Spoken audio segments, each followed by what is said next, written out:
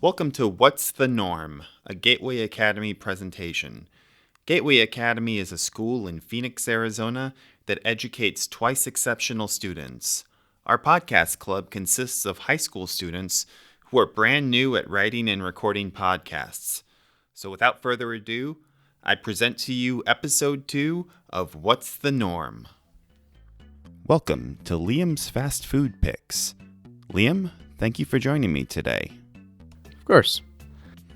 So, tell me about one of your favorite fast food restaurants. One of my favorites that I go to pretty frequently is In-N-Out Burger. I mean, it just tastes really good. They got good quality meat for their burgers. They got good cheese. They got good fries. They have awesome milkshakes. The layout of the interiors of all their restaurants is the same, so you don't have to constantly look for new tables at every location. Like, you know where you're going. It's just really nice. Well, thank you for the information about In-N-Out Burger. Is there any other restaurant that you would recommend at this time?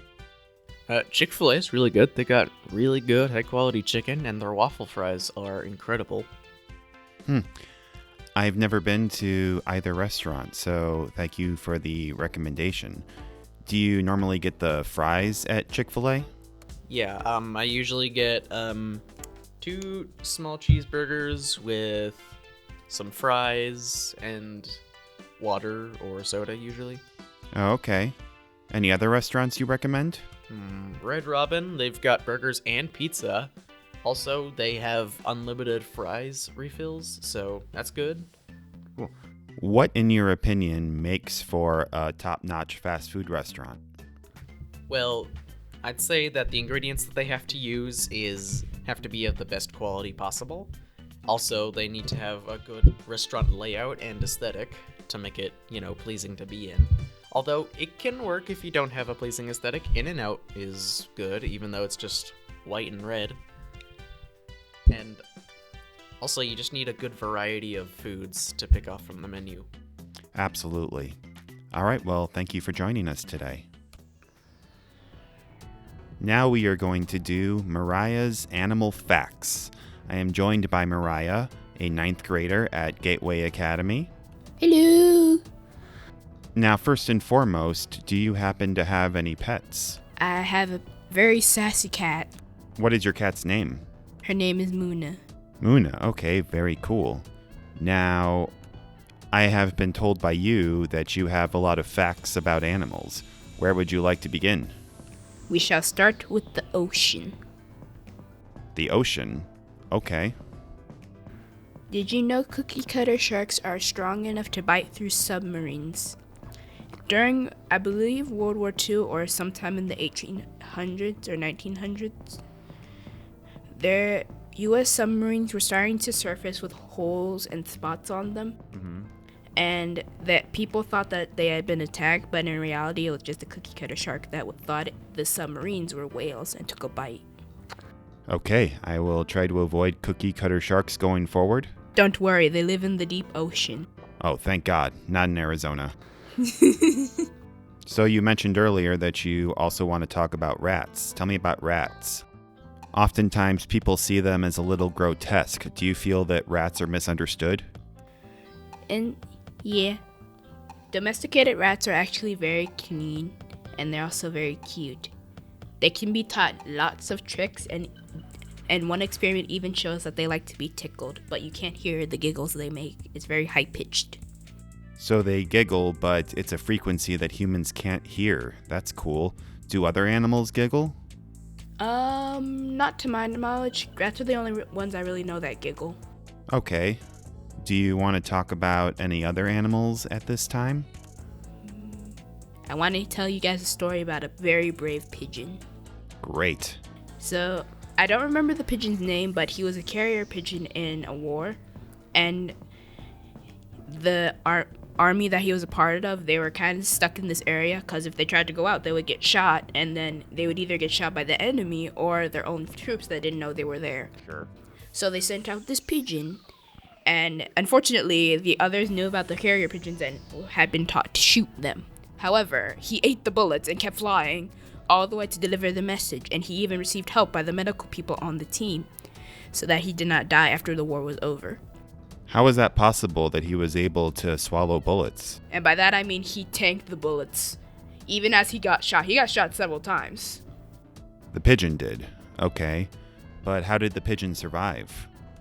He received medical attention, Oh, okay. so he did not die. He even received an award, if I remember correctly. Wow, as well deserved. Great, well, thank you for joining me today. You're welcome. And now I am joined by Tristan, a 12th grader at Gateway Academy. Tristan, how are you doing today? I'm doing well. How are you doing? I am doing well as well, thank you for asking. Tell me about the new video games that are coming out in March of 2025. I hear that there are some that you're excited about. There are quite a few that I am excited about. It's mostly a calm month in terms of big game releases. We have a couple like WWE and the Major League Baseball games and stuff like Assassin's Creed as well. But if you're a huge fan of more like independent developers, the ones that aren't greedy, there's quite a few games out there that you can buy when the month starts. Is there one in particular that you're excited about? Personally, I'm interested in 2 Point Museum. There's a little series called the 2 Point series where they do games like hospitals and restaurants, and they're like a kind of a simulator where you manage them. So I'm excited to see what that game looks like when it comes out. Cool. What have you been playing lately? I've been mostly playing a lot of Roblox, but I have been getting back into Dead by Daylight and Overwatch. But I haven't really played too much as of late. Right, I'm sure you're busy finishing up your senior year. A little bit, yeah. All right, well, any closing thoughts on video games until next time? April and May are going to be probably more exciting, especially with some of the upcoming big game releases that haven't been announced yet. So maybe we'll see something in the coming months. Well, thanks for joining us today, Tristan. You're welcome. And now I am joined by Elle, a 9th grader at Gateway Academy. Elle, how are you doing today? I'm doing pretty good. How are you? I'm well, thank you for asking. So you're really into psychology. I am. Tell me how long you've been interested in psychology and what got you interested in it. I've been into psychology for about 4-5 years now, around that time, and since about 6th, 7th grade. Oh, okay. Was there anything in particular that got you into it? Not really, except for I was consistently caring about other people, because I was consistently seeing other people struggle with their mental health and stuff like that. So I wanted to learn ways to help them. That's awesome. Is becoming a therapist of some sort something that you're interested in when you get older? Yeah, of course. That's actually one of my main goals. That's awesome. Well, I look forward to seeing what you do with that. Is there anything else you want to share about psychology at this time? Not currently. Okay, well, thank you for joining us today. No problem. All right. I am here with senior student Enzo, and I'm here to ask him about some questions related to philosophy. So, Enzo, my first question for you is, who is Marcus Aurelius? Good question. Marcus Aurelius was a Roman emperor from March 7th, 161 AD to March 17th, 180 AD. So almost 21 years. And he was a Stoic philosopher, and he is the author of Meditations, his personal journal from when he was emperor and growing up. He is considered the last of the good 5 emperors and of the Pax Romana, the golden age of Rome. Sounds like he was a very important person. He was very important. All right. Well, that's not my only question I have for you. I have one more. What is Stoic philosophy? Another good question. Stoic philosophy is a school of thought, particularly in ancient Greece and Rome, which we call the Hellenistic period. And it was founded in Athens and it is based off Greek for porch, the Athens porch. And unfortunately, it was more famous in the Roman Empire than it ever was in Greece. Its core ethic was to find happiness. There's a Greek word for it that I'm not going to try to pronounce. And the way of achieving this happiness was to live a virtuous life.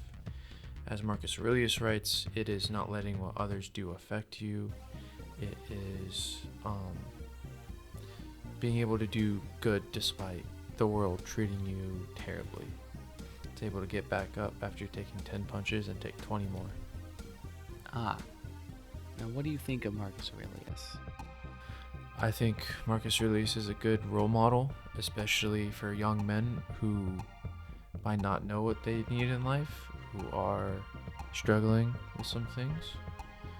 So overall, I think he's a really good dude. Glad to hear it. And what are your thoughts on Stoic philosophy? I personally love Stoic philosophy. It helps you, if you put enough dedication into it, it helps you realize, okay, X person did this to me. I shouldn't care about X person doing that to me because that's their own issue.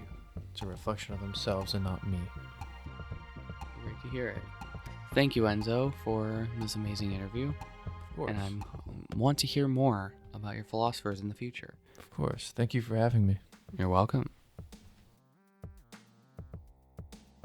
Hello there, and it's time for the Gateway Talk Show. In this show, we invite guests to ask questions. Today, we have one of the most important people at the school, Mr. Curt. Hey there, thank you. So how's it going, Mr. Curt? It's a great day, and I love being with all these students. That's why I work here. Thank you, Tanner. I think that's good to hear. Now, let's get into it. The first question. So how long have you been working here? About 12 years now, and about 11 and a half in the current position of Director of Student Services, where I get to work with all these wonderful students, as I said. But I've also known Robin before that at her other workplace, which was Spectrum College Transition Program. And she decided to focus all of her energy at Gateway Academy because it was growing. But I worked with her for 5 years at Spectrum, and we worked with 18 to 25-year-olds with Asperger's that were living on their own for the first time. And that's where I got to know Robin.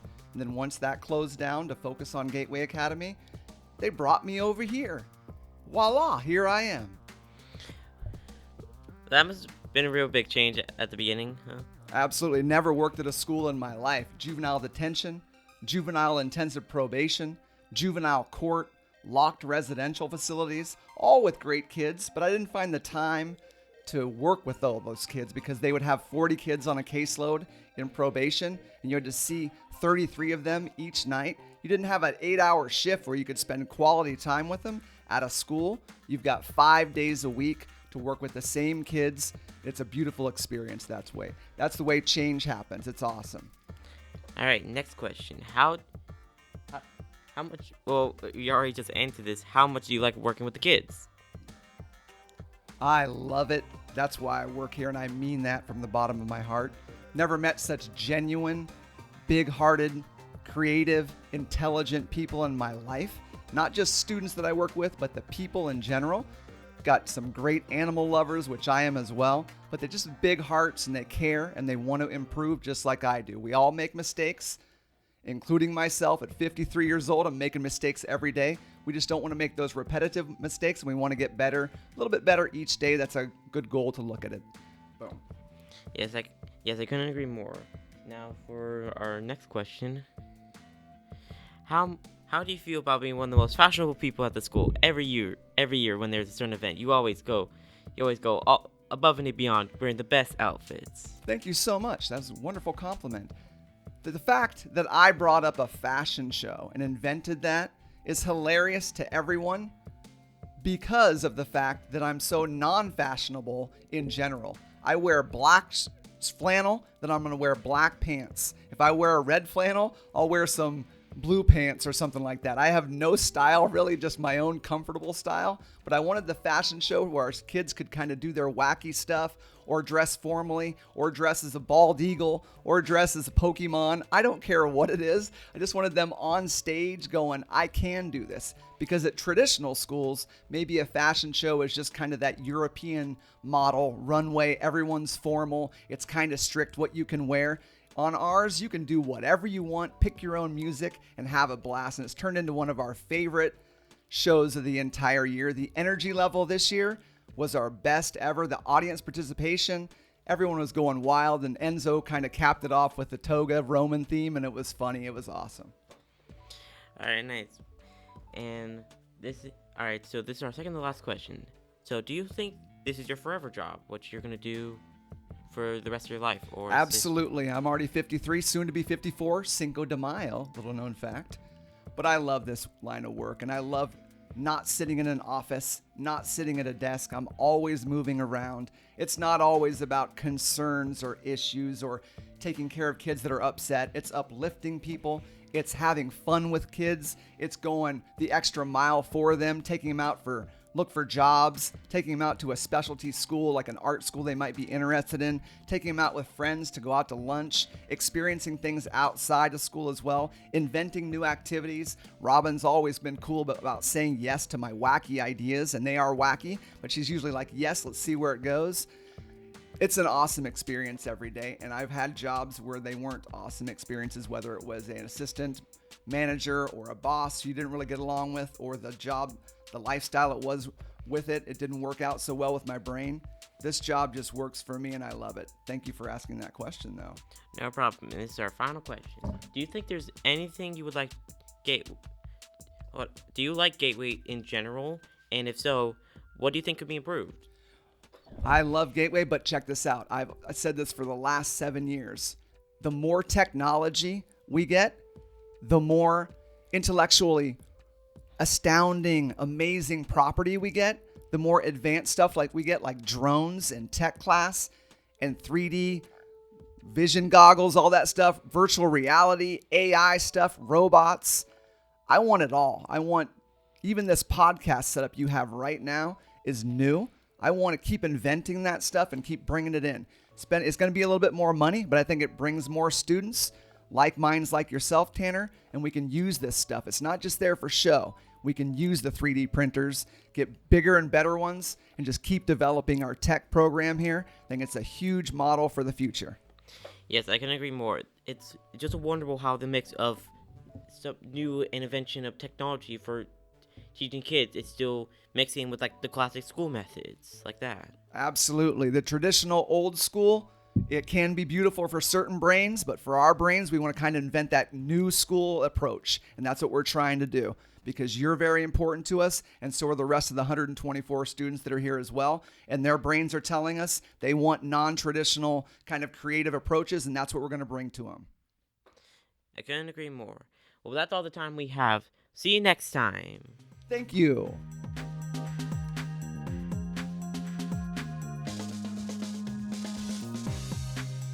This has been brought to you by Gateway Academy in Phoenix, Arizona.